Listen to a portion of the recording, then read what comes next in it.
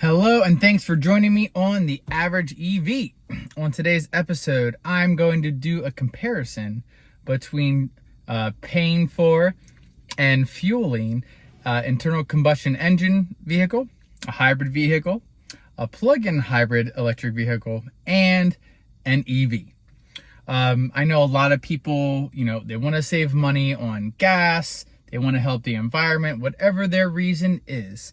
And I think that the charts I'm going to present to you and the information I'm going to present to you are going to help you make the best decision for your situation. And it is going to depend on your situation. So hopefully you all stick around and can learn a little bit about the difference on paying and fueling these four types of vehicles.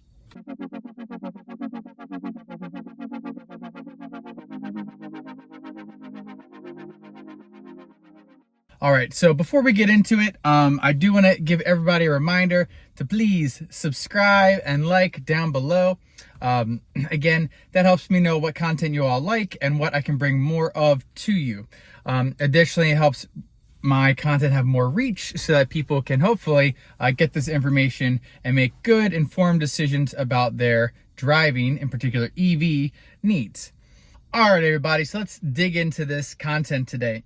So this whole idea stemmed from the fact that Kia is releasing, well, not releasing, but updating its 3 iteration of its Niro vehicle.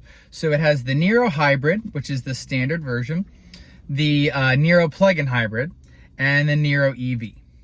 And then I thought, wow, that would be a really cool video idea to compare the difference and see what is the best.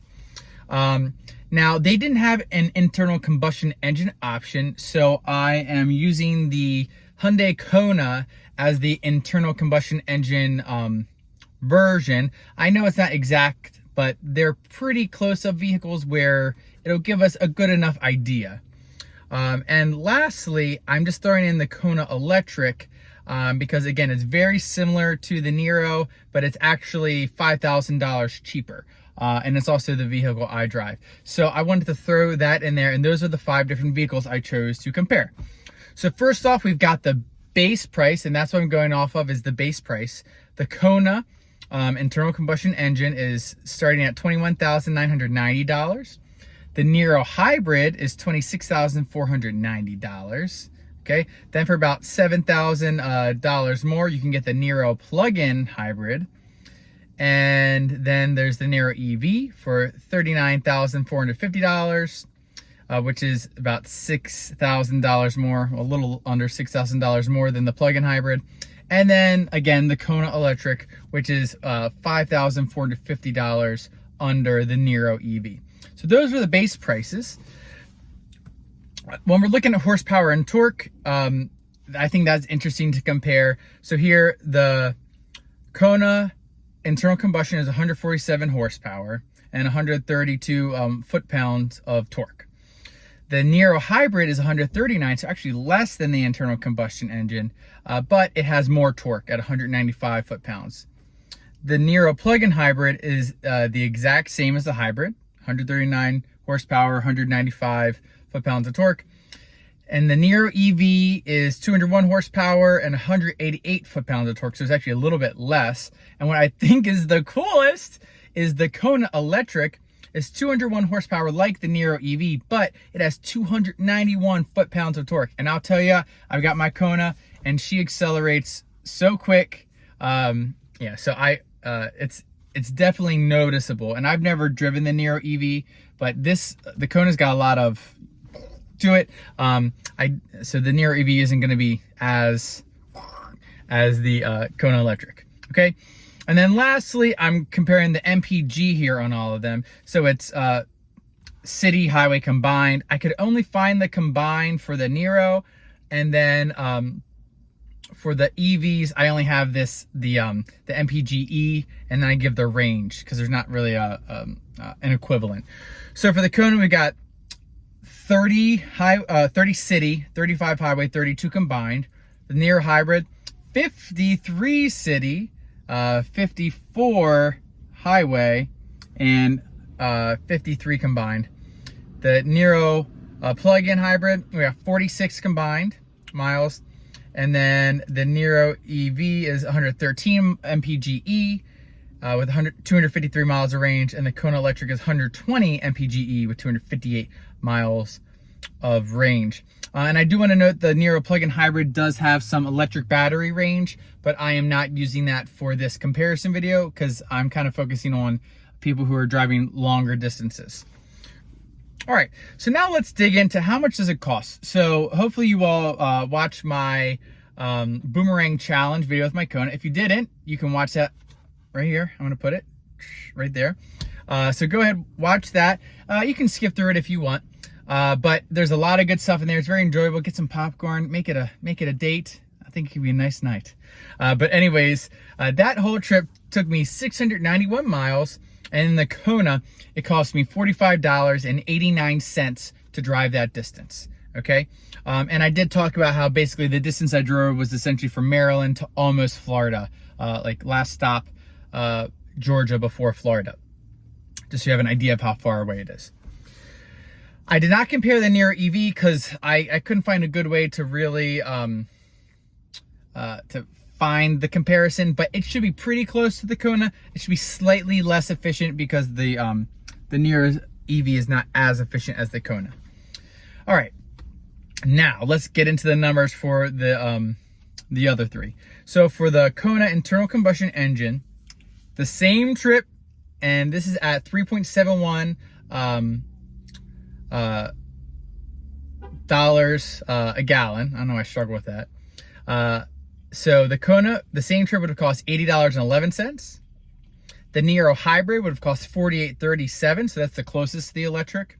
And then the plug-in hybrid would have cost $55.73.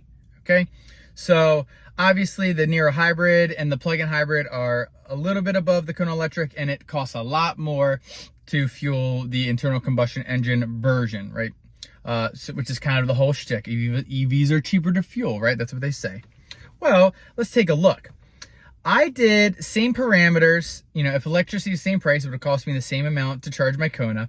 But if I drove the regular Kona internal combustion engine at $2.50 a gallon, it would have only cost me $53.98, which is only $8 more.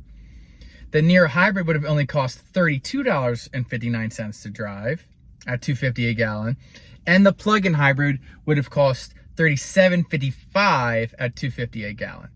So I want to show this because obviously gas prices change a lot more than electric prices change. I'm not saying electric prices don't change, but we all know gas fluctuates a lot more.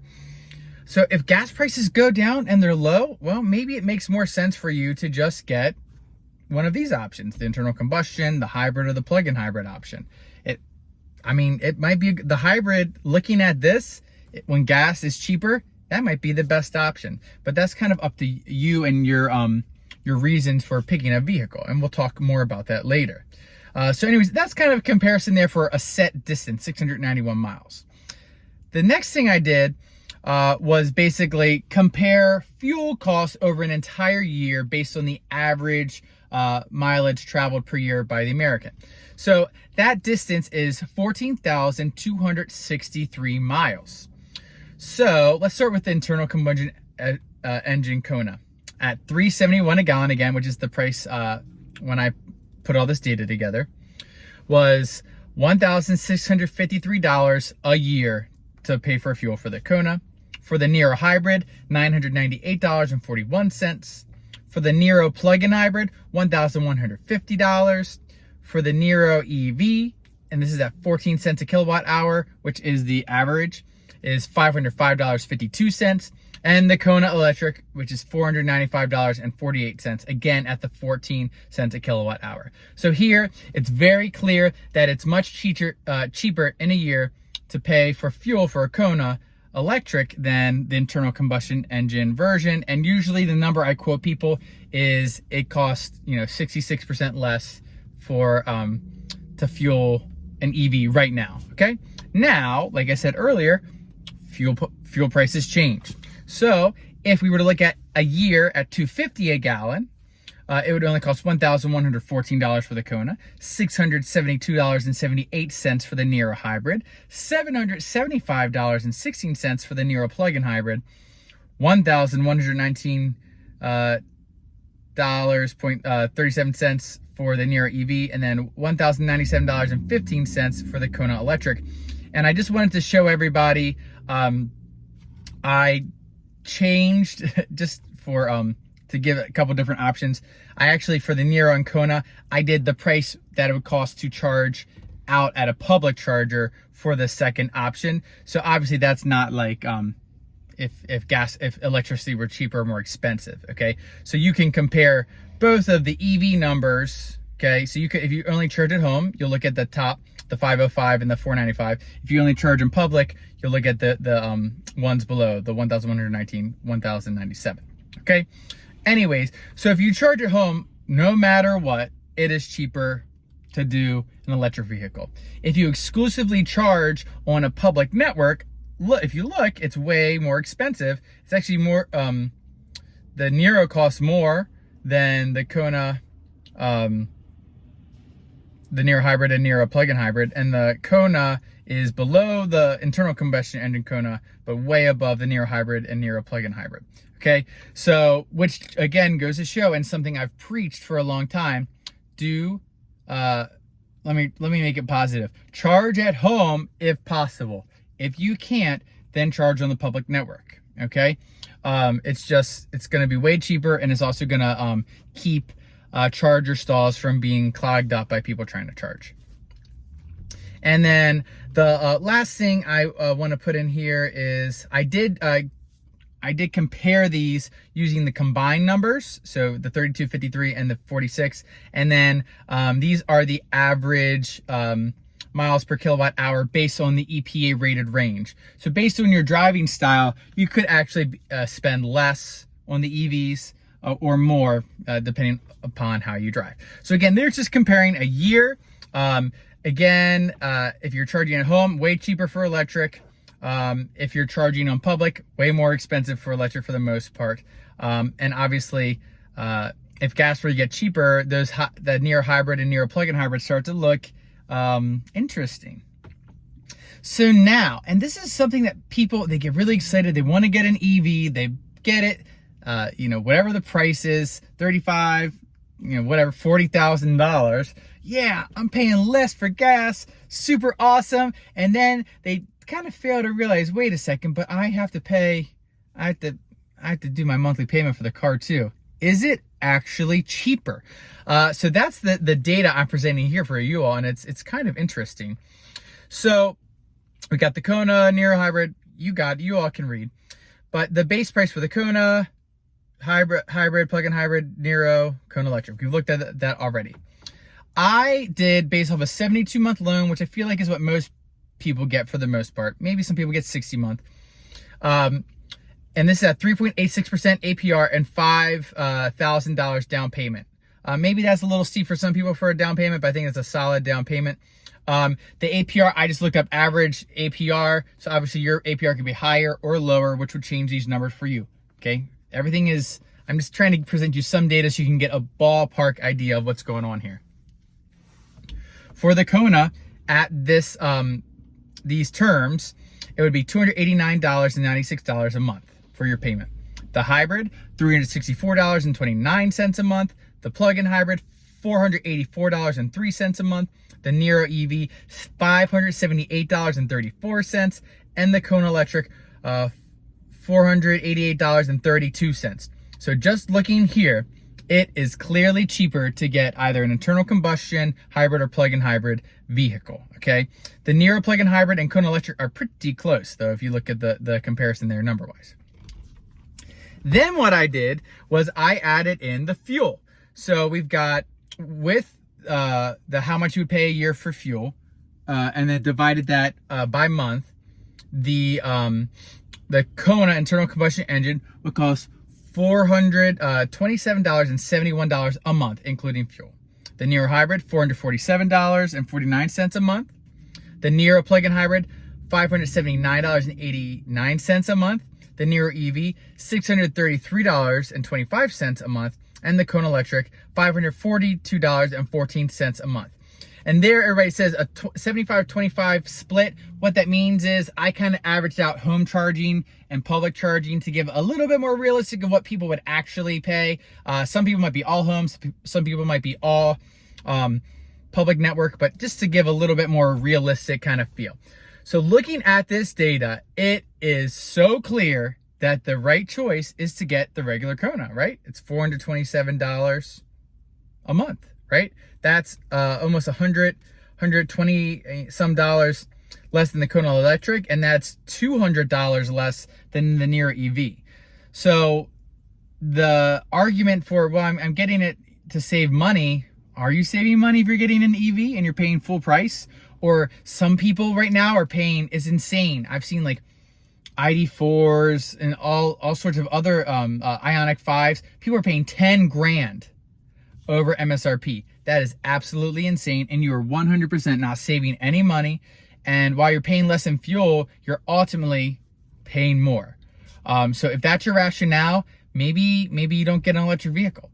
If your rationale is because you care about the environment and whatnot, and you want to be able to have an energy source from the grid that can change and slowly be weaned away from fossil fuels, then maybe electric is your choice. But that, again, that's up to you and your decision for getting an electric vehicle. The next thing I want to take a look at, everybody, here is it's the same data, but what I did was I added the old tax credit that now does not apply to most EVs, okay? And I did this because I want to show how big a deal it is that they got rid of the tax credit and how big they messed up with this. Now, ultimately, once all these manufacturers are making in the US and the batteries are sourced properly, it's going to be great. But how long is that going to take? It's not going to be this year. It's not going to be next year. So hopefully people figure this out sooner than later. So I'm not going to read all the old numbers, but if you look at the new numbers, the plug-in hybrid, which does qualify, is now $414.56 for the monthly payment and $510, and that is down from $484 and $579. Still high, in my opinion, given you still have to use fuel. The Niro EV, okay, is now down to $474.18 for the payment and $529 a month for fuel. Still $100 more than the internal combustion engine, okay? The Kona electric, this is where it gets spicy, okay? It's $384 a month for the payment and $437.98 when you have the tax credit. So if you look at those numbers and compare it to the regular Kona with fuel, now you're only $10 off from the internal combustion engine. So that tax credit made it realistic for someone to A, save fuel costs, B, keep their payment, reasonable for their car, and C, help the environment. So I just think this is really interesting and compelling to look at. And the Kona electric is a higher priced vehicle, but with that tax credit, it looked really good. Now that it's gone, people can't, it's just, I don't know. They really need to take a look at that law. Anyways, the last thing I wanted to show you all, it's the same, I just added in the Chevy Bolt, because the Chevy Bolt EUV is pretty affordable and is likely to get at least half the new tax credit, if not the full tax credit, after they sort out all the battery stuff. But this starts at $27,200, all right, which is about $6,000 more than the internal combustion engine Kona. The monthly payment is $271.85, and I believe this is with the tax credit. And when you compare that to the Kona, it's less. It's $18 less than the internal combustion engine. And then when you add in the fuel costs for the Kona, and I ran all the numbers like I did all the other vehicles, I spared you explaining it again, it's $328.93 using that 75-25 split. So it is $100 cheaper than the internal combustion engine.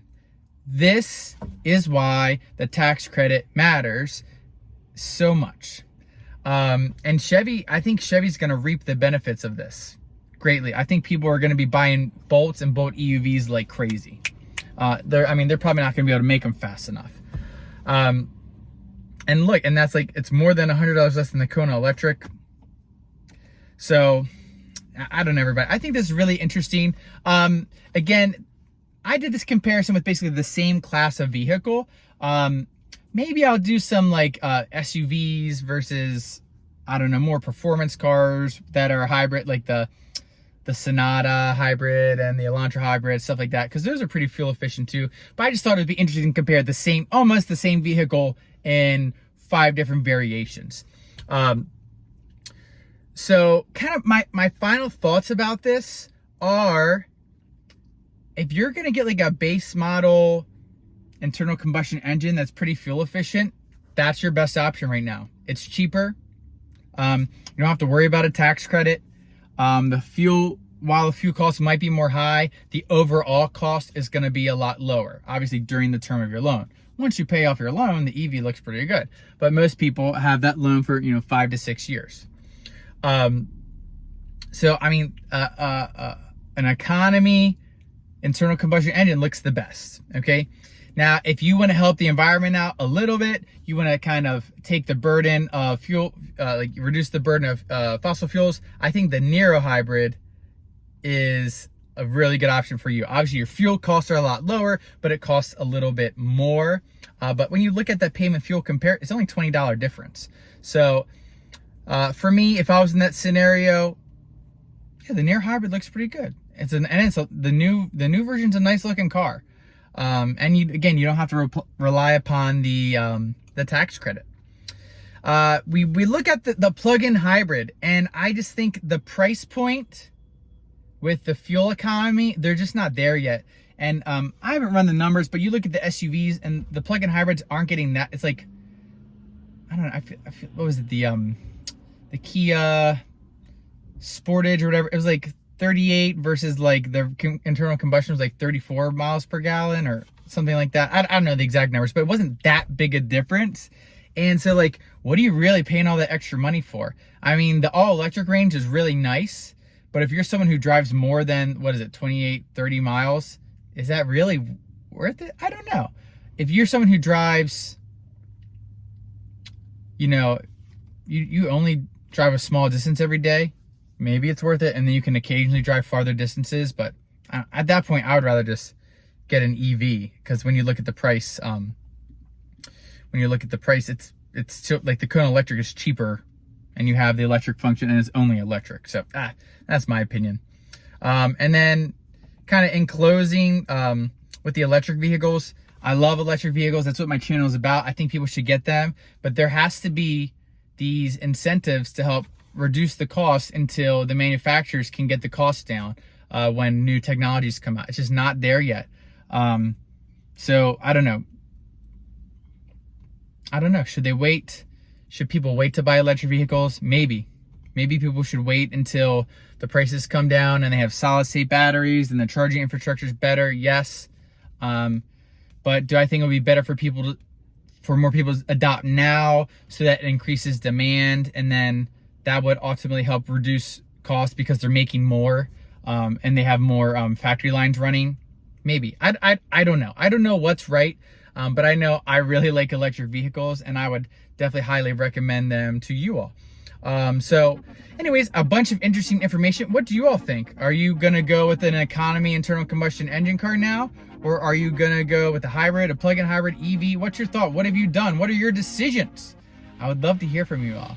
So please leave comments down below. Let me know of other things you'd like me to hear about. If you'd like me to do a comparison of some like SUVs, I don't know, whatever floats your boat. Oh, look, there's a truck. Speaking of internal combustion engine. Anyways, let me know down below, and I will catch you all next time.